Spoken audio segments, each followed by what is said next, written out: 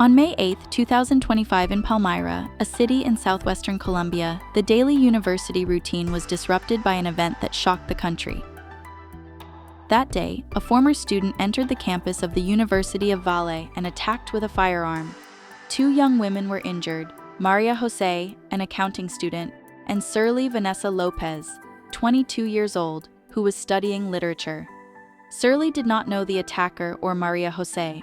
She was on campus with her partner when, unexpectedly, she was struck.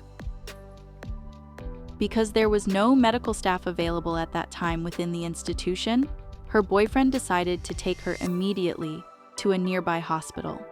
Despite all efforts, Sirley passed away 3 days later, on May 14th. The attacker, who had ceased to be a student in 2023, took his own life after the assault. The University of Valle officially recognized the incident as a case of gender-based violence and announced measures to strengthen prevention and response protocols. The news sparked protests in Palmyra, Cali, Bogotá, and other university campuses. La lectura que yo hago de Sirley es que ella es una chica como cualquiera de nosotras, como yo que estoy acá parada, que todos los días voy a la universidad y que la universidad es mi lugar seguro. Y es una chica que pues se despidió en su casa para ir a la universidad y pues que no volvió. Sirley's story is not an isolated case. In Mexico, 40% of female university students experience sexual harassment. In Chile, in 2024, there were 286 reports of violence and harassment in higher education, 61 of which were specifically related to gender-based violence and discrimination.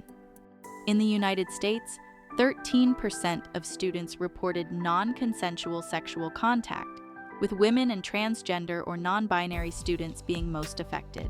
In response, the Inter-American Principles on Academic Freedom and University Autonomy are clear. Any act of violence on campus, including gender-based violence, violates fundamental rights. States have the duty to prevent these acts, investigate them thoroughly, hold perpetrators accountable, and protect victims. These principles also require prevention and response protocols that avoid re-victimization and eliminate gender stereotypes that often justify or minimize violence.